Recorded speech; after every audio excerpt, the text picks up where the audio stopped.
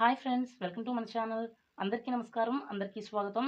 ఒక రైల్వే డిపార్ట్మెంట్లో పనిచేస్తున్న అమ్మాయి పెళ్లి సంబంధం మనకు వచ్చింది. ఈ పెళ్లి సంబంధం మనకు విశాఖపట్నం నుండి వచ్చింది. స్క్రీన్ మీద అమ్మాయి ఫోటోను చూడండి. అమ్మాయి పేరు పావని, వయసు 37 సంవత్సరాలు. పుట్టినరోజు 21వ రోజు నవంబర్ నెల 1984వ సంవత్సరం.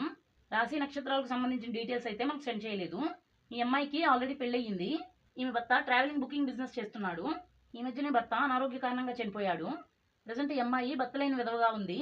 భర్త చనిపోయినప్పటి నుండి ఉద్యోగానికి సరిగా వెళ్ళడం లేదు అని చెప్పింది. ఈ అమ్మాయిది గవర్నమెంట్ జాబ్గా ఉంది కాబట్టి చాలా మంచి పెళ్లి సంబంధం అనే చెప్పొచ్చు. నెలకు 62,000 రూపాయల జీతాన్ని సంపాదిస్తుంది. ఇప్పుడు రెండో పెళ్లి చేసుకుని మరలా కొత్త జీవితాన్ని ప్రారంభించమని బంధువులు చెప్తున్నారు. ఈ అమ్మాయికి ఒక బాబు కూడా పుట్టాడు. ఉద్యోగం లేని వారు కూడా ఈమెను పెళ్లి చేసుకోవచ్చు అని మాకు చెప్పారు. ఈ అమ్మాయి ఉద్యోగంలో పని అయితే చాలా తక్కువగా ఉంటుంది. ఈ అమ్మాయి తల్లిదండ్రుల విషయానికి వస్తే నాన్నగారు మాత్రమే ఈమెకున్నారు. అమ్మగారు అయితే ప్రజెంట్ ఈ భూమి మీద లేరు. ఒక తమ్ముడు కూడా ఈమెకున్నాడు. అతనికి ఆల్రెడీ పెళ్ళయింది. ఈ అమ్మాయి నాన్నగారు టీచర్గా పనిచేసేవారు. ప్రజెంట్ రిటైర్ అయ్యి ఇంటి వద్దే ఉంటున్నారు. ఒక సొంత ఇల్లు, 2 ఎకరాల వ్యవసాయ భూమి మా నాన్నగారి పేరు మీద ఉంది. ఈ అమ్మాయిని పెళ్లి చేసుకునే వారికి కట్నంగా 8 లక్షల రూపాయలను ఒక బైక్ని ఇస్తారు. ప్రజెంట్ ఈమె రైల్వే క్వార్టర్స్లో ఉంటుంది. మీరు కావాలంటే ఈ అమ్మాయిని డైరెక్ట్గా కలిసి మీ పెళ్లి ప్రపోజల్ను మీకు చెప్పవచ్చు. లేదంటే వాట్సాప్లో చాట్ చేసి కూడా ఈమెను మీరు పెళ్లికి సెట్ చేసుకోవచ్చు. ఒకవేళ ఈ అమ్మాయికి వేరే ప్రాంతానికి ట్రాన్స్ఫర్ అయితే మీరు కూడా ఈమెతో పాటు వెళ్ళవలసి ఉంటుంది. ఖాళీగా ఉంటూ ఉద్యోగం లేని వారికి ఈ పెళ్లి సంబంధం బాగుంటుంది.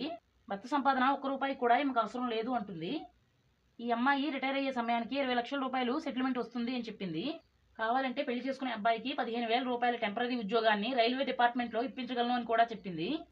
ఈ అమ్మాయికి బంధువులు ఉన్నారు, కానీ ఎవరు ఈమెను పెళ్లి చేసుకోవడానికి ముందుకు రావడం లేదు అని చెప్పింది. ఎందుకంటే ఈ అమ్మాయిది రెండో పెళ్లి సంబంధంగా ఉండడమే దానికి కారణం.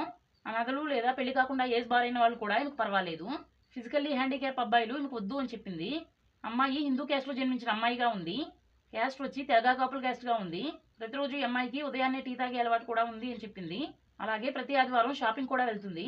ఒక సొంత కారు కూడా ఈమెకు ఉంది. కార్ డ్రైవింగ్ చాలా బాగా ఈమెకు వచ్చు అని చెప్పింది. ఎత్తు 5.4 ఇంచెస్, బరువు 86 కేజీలు. బాడీ టైప్ హెవీ బాడీ టైప్గా ఉంది. మీలో కొంతమంది లావుగా ఉండే అమ్మాయిలను ఇష్టపడతారు.